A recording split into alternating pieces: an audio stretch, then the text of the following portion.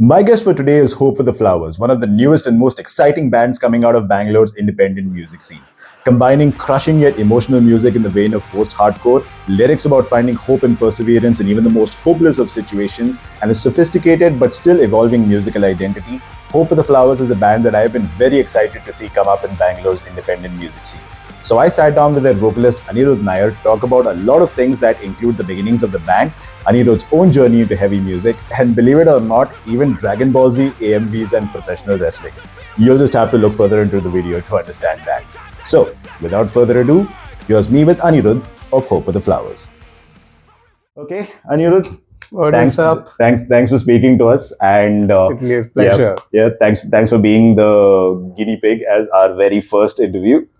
Excited to be here, man. Excited to be the guinea pig / the first person to be interviewed in the series. No, I mean, I'm excited to speak to you because I mean this with all sincerity. Hope for the Flowers is some of the most fresh, energizing, and kick-ass music that I've heard in Bangalore in quite a while. And Thank you so much. I'm happy to hear like all the 3 songs that you've released so far. So I'm going to start with what I call the standard biodata questions. All right. So when and how did Hope for the Flowers start?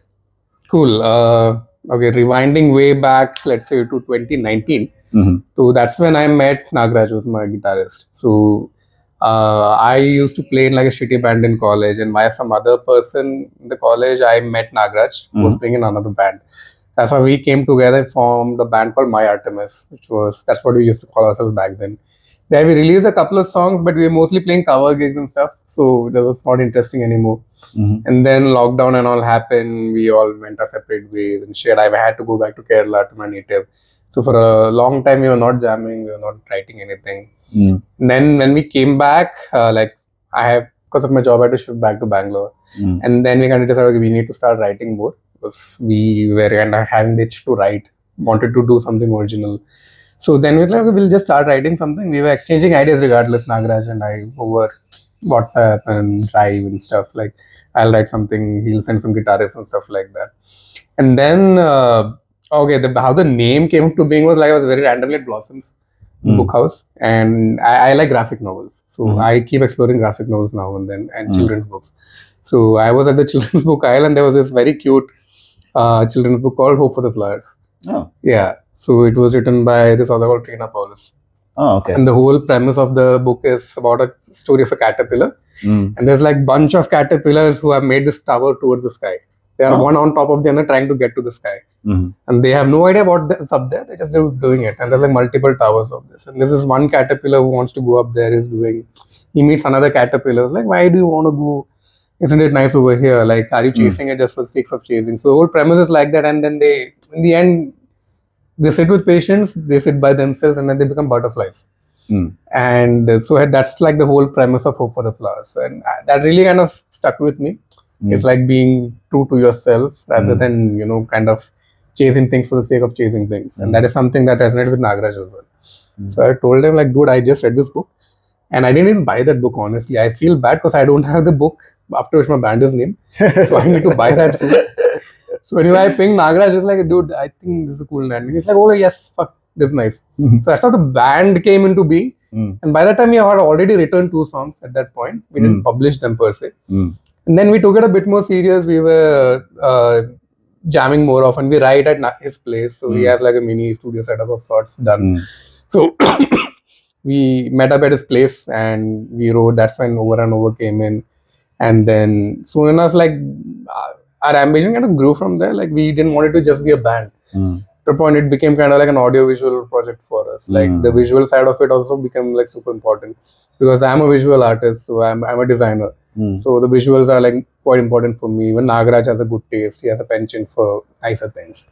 So then it became okay, like we want to do more. We want to make things look good, sound good, and just putting a taste together. So there's no rules or restrictions for what Hope for the Flowers is so far.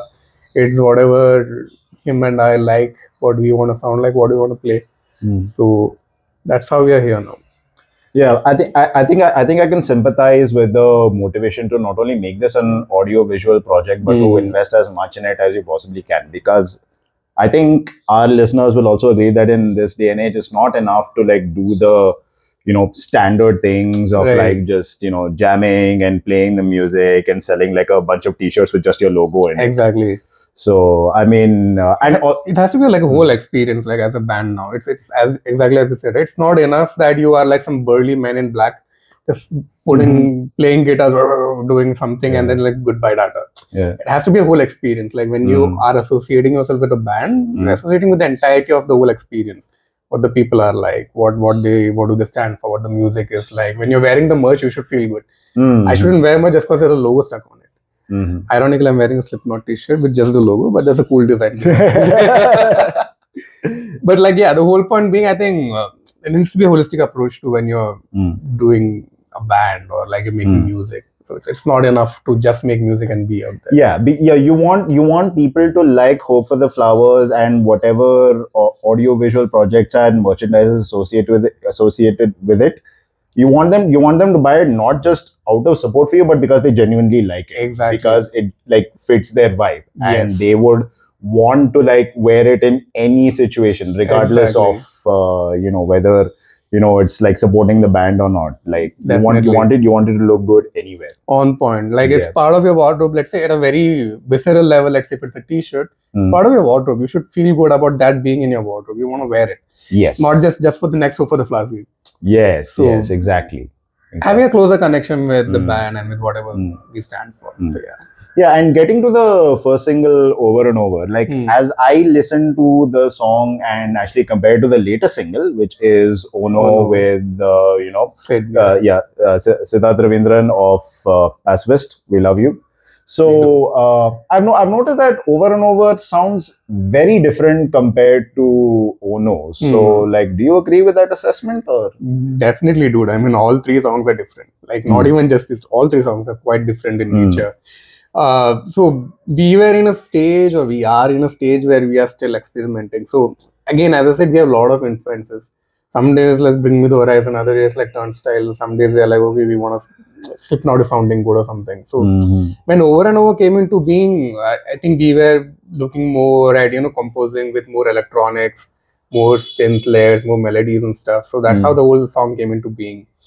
And so it was more emotionally ridden of sorts. So that's how that song came in. Like there's an experimentation in that direction. Rouge, the second song, we just went all out ballistic. You want to write something angry. What makes us angry, what angry in our head sounds like, that's what we wrote.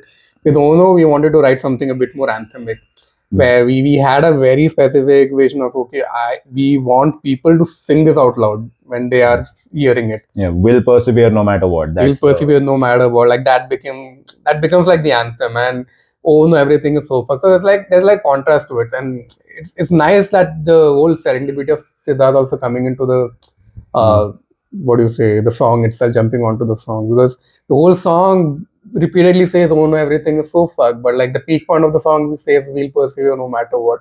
So it's kind of like we like to leave like a silver lining on all our songs. If you look at the lyrics, it's quite like self-afflicting and like lamenting, and a lot of grief is there, a lot of self-anger is there. There's always like a silver lining of sorts. So I mean, directionally we are still figuring out what we want to sound like. And again, there's no point in compartmentalizing an emotion. We'll always be angry or we'll always be sad or whatever. It's like whatever we vibe with. Like Ono is a bit more jumpy song compared to Over and Over, which is a bit more sad. You sit down and listen to it kind of a song. So at this point, we're just going with like what we feel is like true to us, like what state of mind we are in when we are writing songs, and then we just put it out in like a sonic form. So we are writing new stuff, and now we have like a little bit of idea of what we want to sound like directionally. So now we are like in the process of doubling down on that and getting to start writing a bit more seriously on those things. So right now it's like 3 singles. Want to work on like a tiny EP, which is like a bit more coherent, more closely stuck together, of sorts, with themes and everything. So yeah, the songs are different, and I'm assuming the songs will continue to be different of sorts till we figure out, okay, this is where we want to stick in. But right now, there's no one place or compartment we want to be stuck in. How have the songs been received so far? The reception has been good, man, so far. I mean, people are loving the sound. And again, I mean, not to toot my own horn, people have been repeatedly saying it's like it sounds a bit fresh. The best compliment that we got is like it doesn't sound very close to anything else, like any other band together. It's like Wow. mixture of multiple bands, but I can't place it as a reflection of just one band, which is like the best thing for us because we want to sound like a bit unique. Uniqueness for the sake of uniqueness, like and without going all avant-garde route also, it's like something we have fun playing also. Right. So I think reception has been good so far. People are liking the songs. Plays and streams have been healthy. We played the songs live for the first time, I think in December, and the live reception also was very good. I mean, people loved how it sounded. We also loved how it sounded live and the whole energy that the songs are bringing out. So it's like even more motivation for us. We just keep moving forward. Okay. You actually have another band called Mudrarakshas. Yes. How did those guys receive the song when they first heard it? They also love, man. They also love it. I mean, they are also like really, really huge cheerleaders for us. So, I mean, it's like a close-knit group of sorts. So, Nagraj and I, we also know those guys from quite some time. They are also part of Catharsis team, like a couple of guys from Mudrarakshas. Right. So we all know each other and we are always kind of, out there supporting each other's music. And they were kind of surprised, okay, you can also write like this, you can sing like this, okay. Because Mudrarakshas is like a bit like all out heavy. It's like proper metal, so to say. It's like just angry, like just blatantly angry. So that kind of sounds like a backhanded compliment. Like, oh, we didn't know you could write like this. Huh? Okay. I mean, at this point, I'm like, fucking mad. I mean, because the thing is like lyrically, even let's say content-wise in Mudrarakshas, the themes you explore is quite different. Udhar मैं बहुत blasphemous चीजें गा रहा हूँ, and it's quite angry. It's just like blatantly angry and like fuck you and your misery and shit like this. And यहाँ पे आके थोड़ा is like, why is my life like this kind of thing. Okay, there's more emo to you than just anger. I mean, I'm an emo boy, man. Like out and proud about it. I all out emo. Like since teenager, I was just emo for no reason. Like life is good. You're still emo. It's like this part of me at this point. What were you listening to when you were a teenager? When you say you were like fully emo? Damn, bro. I mean, two places where my taste was influenced since I was a kid who used to watch a lot of TV. One was Dragon Ball Z. Like all those AMVs, you can relate. A lot of people can relate. Like our first encounter with metal or heavy music was those AMVs of Dragon Ball Z. They would be saying to like Linkin Park, exactly. And that's like that. I distinctly remember the first ever scream vocals I heard was Chester on Place for My Head. And for a few weeks I was just going around the house just screaming, "You try to get the best of me, go away." and I was a kid, man. I was like in 6th grade or something, and we were living in an apartment, so there was no acoustics was shit. And neighbors used to ask my mom, why is he shouting? Is he okay? School अच्छा नहीं जा रहा है क्या उसका मतलब? And then my was like, नहीं वो गाना गाता है ऐसा बस वो चल रहा है. So my parents accepted. गाना है चलो, क्योंकि I made them also listen. Like there was a PC at home, the speakers में blast कर रहा हूँ, so they had to listen to it. So after a point of time, they also accepted कि चलो he likes stuff like that. But that and a lot of WWE theme songs, man. Let's say, damn. Like I distinctly remember fuck yes, man. Triple H's game, Lemmy. Time to play the game. Like when that shit came, I was like, hey, it's all about the game, and I play it. Holy shit, dude! All that stuff, and then CM Punk came, and I just loved his. I had no idea what the song was and everything. Are you talking about the first time CM Punk came or his return in 2023? Both were crazy, but like very first time when he used to come out with Killswitch Engage This Fire. This Fire Burns, yes. Like the guitar slide coming in and all, and then I was like blown away. Shit, what is this? And at that time, I had no idea who these guys are, whatever. And then it was just like getting deeper into the rabbit hole. Then Killswitch Engage came. 3 Days Grace came out, and that was like the part of my angst years. Linkin Park, a lot of Linkin Park was there, man. And then I saw Metallica, and then Metallica was like a huge influence. Like I really love James' lyrics, like the way what he wrote, the way he wrote. And I wanted to write shit like that, like okay, I and this was like me in I think 9th or 10th grade or something. Okay. So my whatever, I used to write randomly. Like I would write poems. I used to write poems a lot. So I used to write poems, and I used only put like put like a random tune or a melody to it. And because I didn't know how to play guitar, there was no one else in my school or even in my town who was listening to all this. At least no one I knew. So that's how things started, and then I just went deeper and deeper into rabbit hole. From PC moved to MP3 player, and now I had like a whole stack of songs that I could listen to, and yeah, that's how it all started. I think we're getting into the history of music accessibility here in India. Yeah, I mean it starts with the same. There's a common computer. Do you kids even know how difficult it was to access music back in the day? Huh? We had to actually download shit. We actually had to use like LimeWire and torrents and something like 4share.com, if you remember. You know, 4share. I remember I used to use a website called Cool Toad. Cool Toad. Okay, I am not aware of Cool Toad. Yeah, two websites, Cool Toad and BMP3. BMP3, I remember. Yes. Yeah. And back then, I even didn't know the catalogs of this song, right? So there used to be a website called Top 10. I think it's still there. So when you go to Top 10, you type anything, uska Top 10 nikal deta tha wo. So I would go like, I'll find these band names and I'll go Top 10. Achha, Top 10 ye hai, Top 10 Metallica, Top 10 Killswitch Engage, Top 10 Parkway Drive. And then I'll just keep downloading them. And then one day my life changed when I realized you could convert YouTube videos to MP3. and then I became kind of like Harshad Mehta of music industry at that point. Downloading MP3, stashing them in my MP3 player, man, back to back. And dekhte my 5 GB of MP3. I had this Sony ka one USB kind of thing. It was like coolest piece of hardware I owned at that point. Yeah. And that's how it started. Yeah, it was pre-Spotify days, man. It's not streaming. I mean, I don't think musicians were earning back then also when we were downloading. They're still not earning with Spotify. But at least we could listen to shit offline without having to pay for it. Oh God. I remember I was actually lucky enough to have an iPod Shuffle. And I would sneak in my iPod Shuffle in the school bus. Okay. And the iPod Shuffle, it got like, by mistake, I like left it in my pants while putting my pants in the washing machine, and it got rained out. I actually told this guy before the interview, like my previous phone got rained out, and years before that, my iPod Shuffle also got watered out. Weird relationship with rain at this point. Yeah, I think that's destroying your electronics back to back.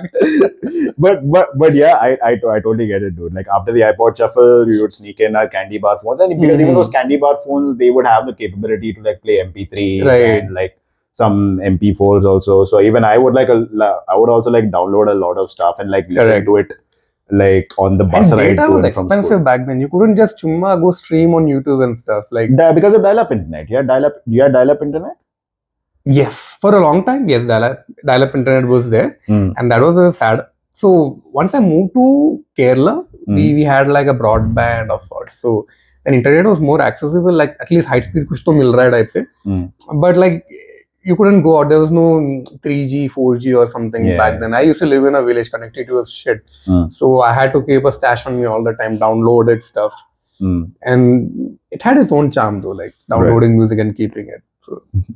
Yeah, I mean, and getting back to the whole WWE tangent. I mean, it's fortuitous that you mentioned WWE, because as of this time of recording, have you followed have you seen what has happened at the Elimination Chamber event? I haven't been following WWE since a long time, man. Since a long time. Okay. But at least, did you used to follow John Cena back in the day? Yeah, he did. Oh, he turned heel, I guess, no, recently? He turned heel just today. I think he fucked up Cody or something. I saw some reel on Instagram. Yes. John Cena has turned heel for the first time in 20 years. Fuck. End of an era at this point. end of an era at this point, dude. So it's lucky that you mentioned WWE, because that huge moment has just happened again at this time of recording, and I think now would be a good time for you to like log back in and see what's going on, because even The Rock is back.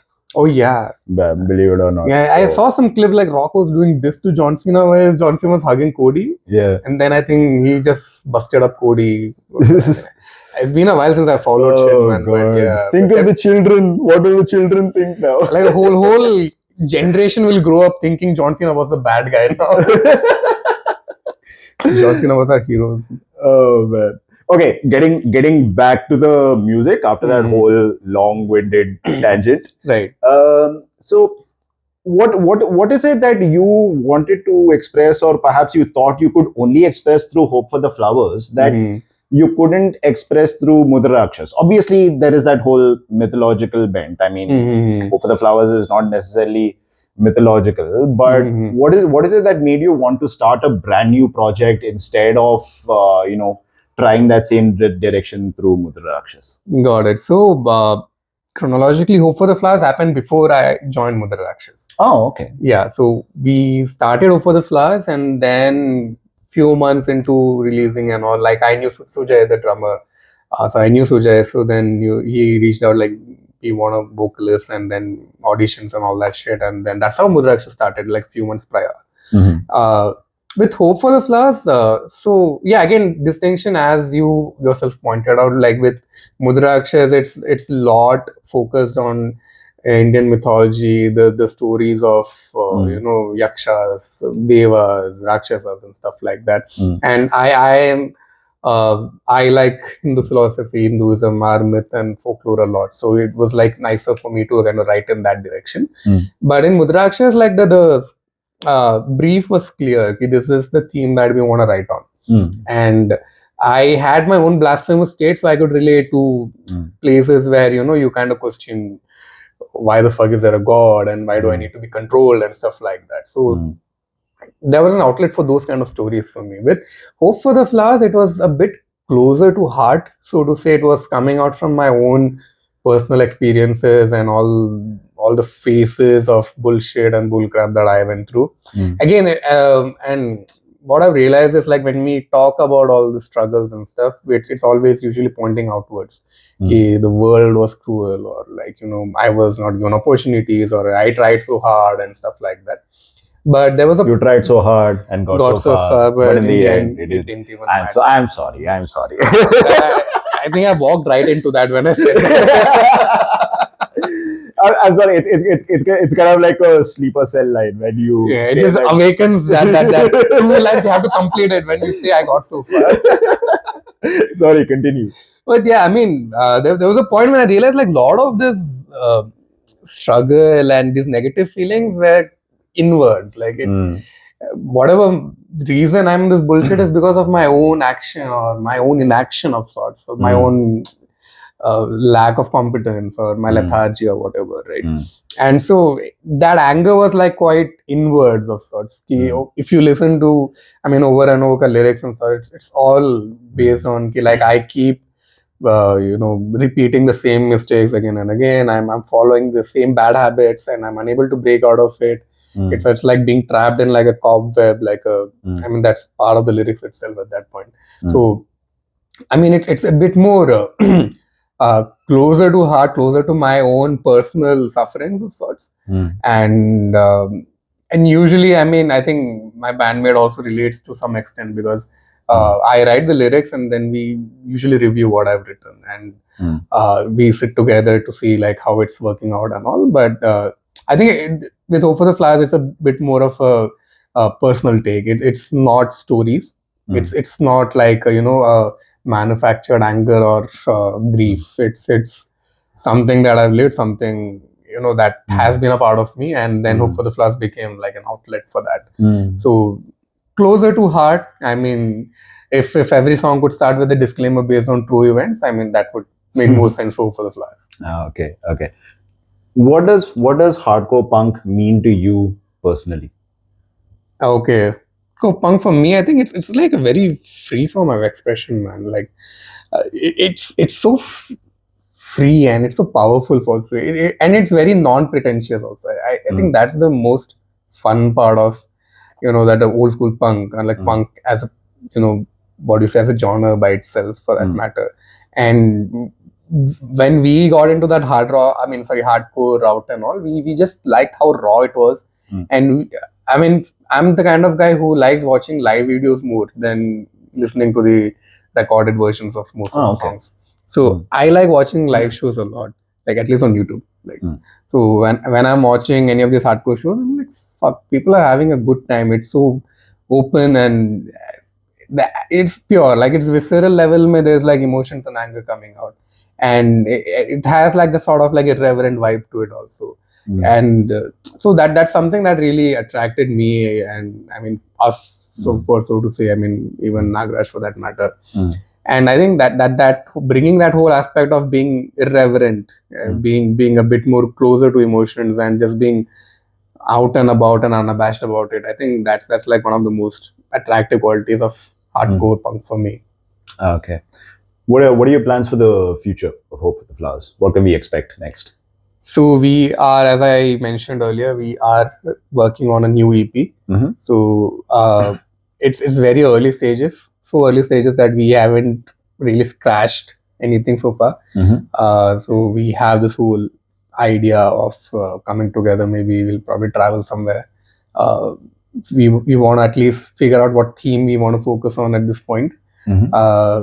I mean, general theme will be around our own observations and experiences, of course, but then you have to kind of narrow it down to having a voice of its own. When you think of an EP, let's say EP X by Hope for the Flowers, there's like a voice to it. And then that gives like a direction for us also to what the sounds should be, what the nature of the songs should be.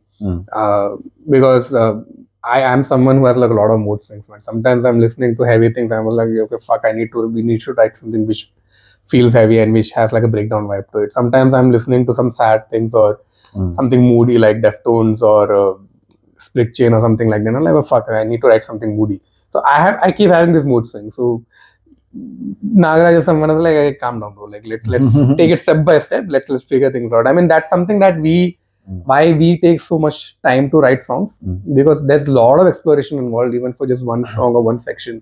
So usually we put like the skeleton. So skeleton is done, and then we are exploring themes, exploring different sounds and soundscapes for different sections. And usually because we like a lot of things come in like a fighting to get the space into songs.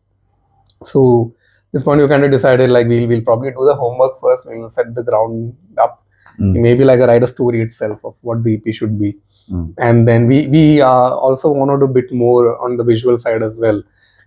Music videos or visualizations and stuff. Till this point, it's all been us. I mean, I make all the album cover arts. Even the lyrics video that we put out, we only made it in-house. That was purely out of necessity, because we reached out to a few artists, and either we couldn't meet their expected budget, or otherwise the timelines didn't match up, and we kind of thought we'd rather do it ourselves than underpay some artists for no reason just to get our work done. Yeah, that's fair. Yeah, it never makes sense. Anyway, we both have like enough capability to like build something do something of our own. So so far it's been like an in-house project. Everything is like in-house.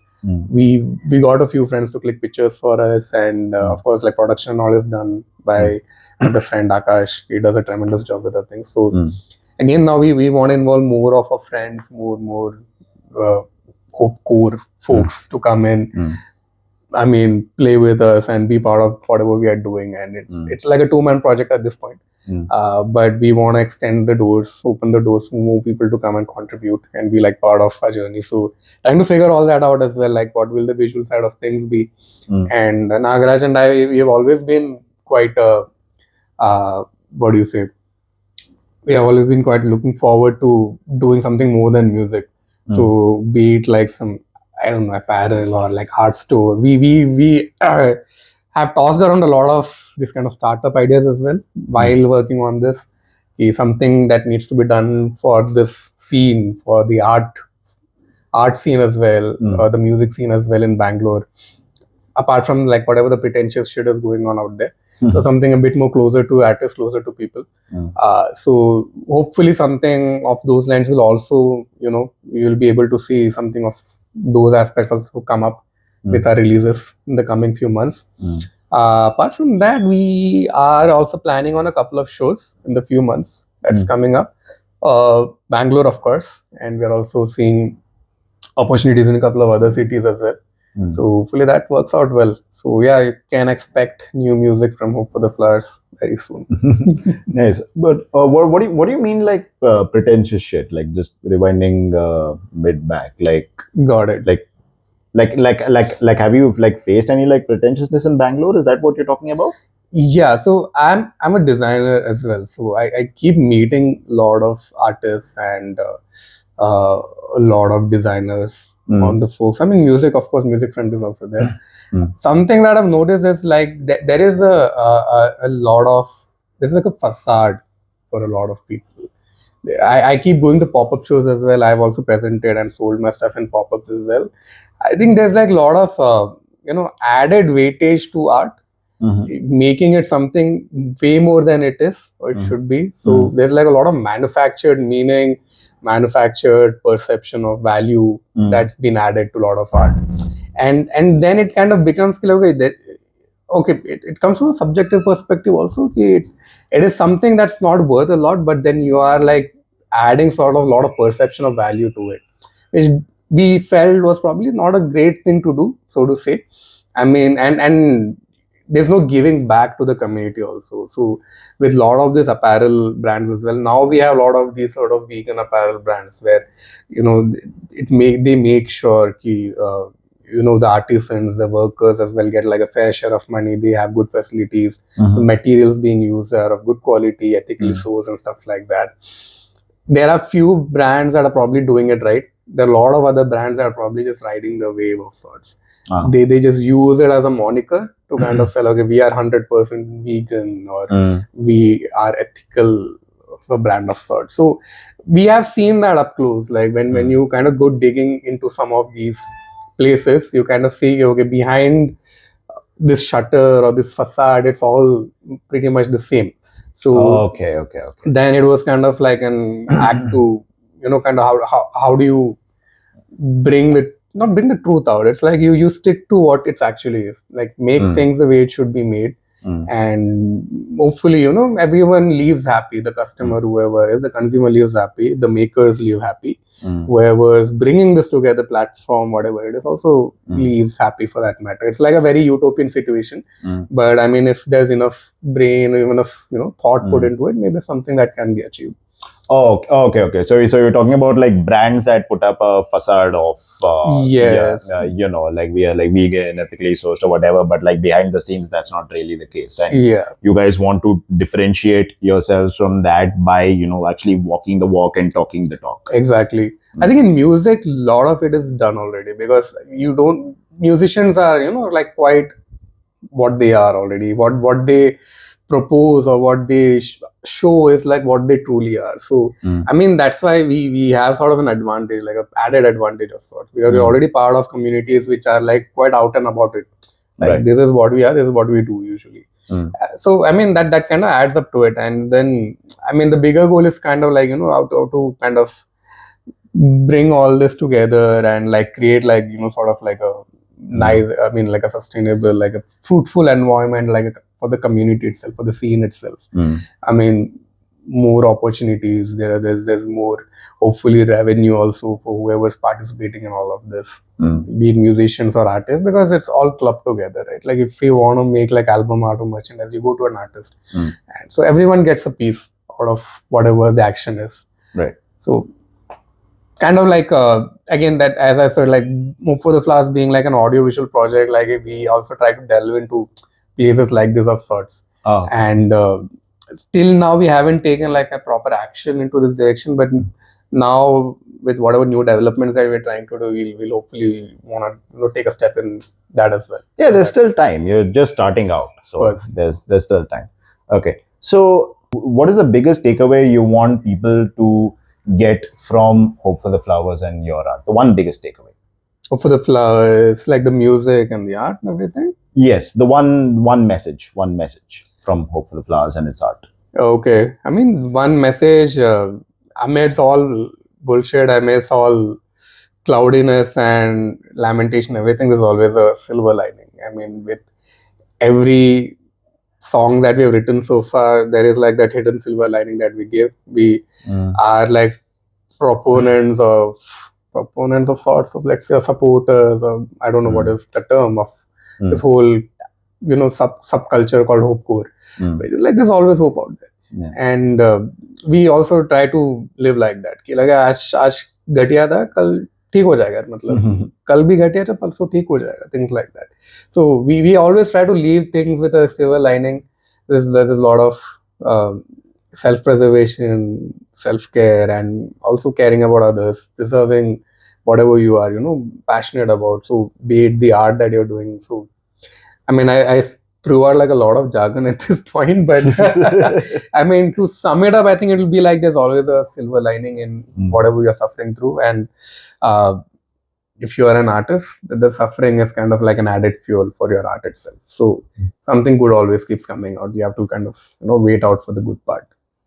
Great. Now, before we conclude, I want to play a little bit of a pop quiz with you. Okay. I'm going to give you a bunch of quick questions, and I want you to give me quick answers. Let's do it. All right? Great. Oh, is it like a rapid fire round? I have to keep answering fast. Just give like this will be like small quick questions. All right. And give me like quick answers, like the first thing you can think of. Got it. Okay. So favorite of the 3 Hope for the Flower songs? Shit. Rouge, the second song. Least favorite? Why do you do this? I don't think there's a least favorite, but I think I've heard over and over and again a lot of times. So I think that's kind of become an earworm now for me. Favorite part of playing live? I get to be wild on stage. I like to move around a lot. I like throwing hands. I'm very profane with my language. I use a lot of bad words. So it's like an unhinged me. So I'm unhinged usually on stage. So I love that. Least favorite part? Least favorite part? I think usually the whole logistics of it, so to say. Yeah. Being on stage. Yeah. I mean, if only there was a case where people had the ability of teleportation, then swear, man. Like, I mean, you know it, right? Like, you get on stage, the whole part of logistics and everything is like, I just want to play now, man. Like, okay. First rock and metal song you ever heard? Okay. Yeah, as I said, I think "Place for My Head" by Linkin Park was probably the first song in my memory that I listened. Rock, I think, fuck, don't remember. I think it was somewhere between, I think Nickelback or 3 Days Grace.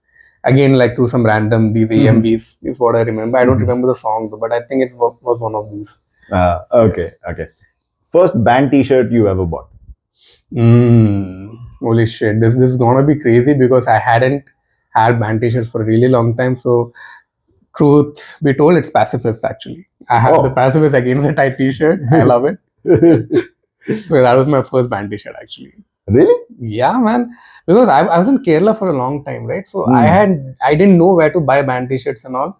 I didn't know the whole bootleg scene and everything. So I would go to the official site somehow. And I'm seeing like $20 and all for a t-shirt. Either lage 3,000, 4,000 rupees over there. So like, I'll wait it out.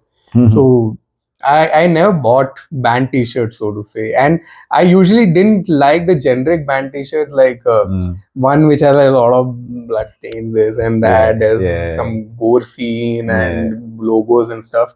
So I kind of refrained. I saw those t-shirts when I moved to Bangalore, like, that place in Dubai Mall, right? Where we get all these bootleg t-shirts. A lot of designs I didn't like. So I never bought one. I wanted like Metallica, Bring Me the Horizon, or Kill Switch Engage. They usually didn't have the other two. Metallica, they had a few designs which I didn't want. So then I saw Pacifist, and then I was like, okay, this is a cool design. Maybe I'll order it. Like this was, I think, I don't remember what year it was. 2022, I guess. So that's when I actually bought one. So yeah. So does this mean you encountered the Pacifist t-shirt first before the music? No. I discovered the music first. That the first EP I listened to, and it sounded fresh. I liked what they were doing back then itself. And then I happened to I saw them live in Bangalore, and I was like, okay, fuck, I like the music. I like their art, whatever they're doing. I'll just buy a t-shirt. Fantastic. If you could have your music featured in a TV show or movie, which one would it be?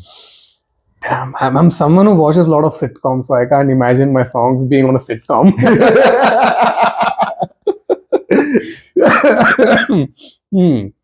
Holy shit, man. I'm just playing back through whatever shows and TV shows that I watched so far.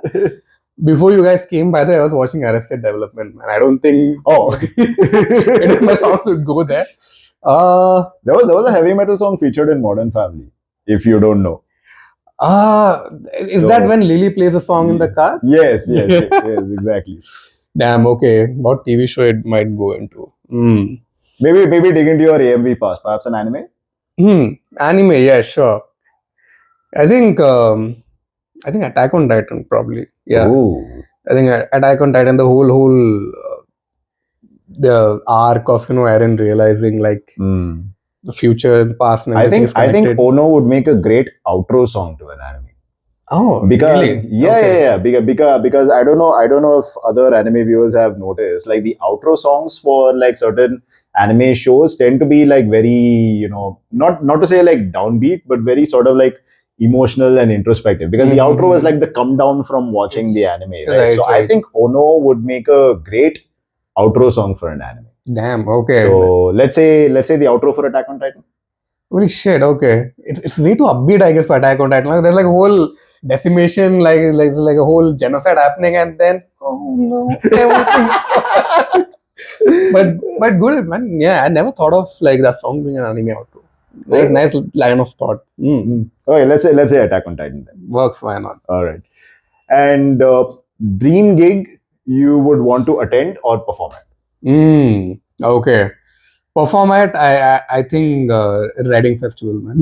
Oh. I think I've always loved the UK vibes and the kind of lineups they always have. So Reading, where we probably want to play. Watch, I think Download Fest probably of sorts. They usually have like this huge mix of lineup where all the bands mostly that I love are coming together and playing. I haven't had the opportunity to view any of those bands live yet. So before any of them dies or retires, I want to watch them. Oh, fantastic. So I think you had gone to Wacken or Download quite a bit back. Yes, I did go to Wacken Open Air back in 2022. Oh, 2022. Okay. Yeah. Who was headlining that year? Judas Priest and Slipknot. Fuck. Right here. This is a jealous face, man. This face of jealousy. No, so like what happened with that was I actually booked the package for Wacken back in 2019. 2019. Okay. But then the pandemic happened and then it got delayed for like 2 years naturally due to the pandemic. And I don't think the show that was supposed to happen in 2020 had the same lineup, but by the time everything had settled down, Wacken put Judas Priest and Slipknot as the headliners for 2022, and it was an absolute dream come true. It was a dream come true. So, but it cleaned me out a lot, you know, the conversion rate between euros and rupees being what it is. But I think it was a bit better than what it is today, though. I'm assuming. How much is it today? I think it's like 1 or 2 or something, I guess. Huh? 1 or 2, I guess. No euros. I think so. No, like look, how many rupees is 1 euro? Like, do you know? Yeah, 1 or 2 or something. 1 or 2? Yeah. It's more than that, I guess. I'm not sure, I guess. Oh God, it was only like 80 back in. Yeah, I think it's very close to 100 now, man. Oh dear. Yeah. Oh no. But anyway, thank you so much for speaking. Yes. Thank you so much for having me. Yeah, and I wish you guys the best of luck. I'm really looking forward to whatever you guys are releasing in the future. So thank you everyone for watching us. Check out Hope for the Flowers on all of their socials, and if you like this video, share it around, give us a like and subscribe, and thank you for listening.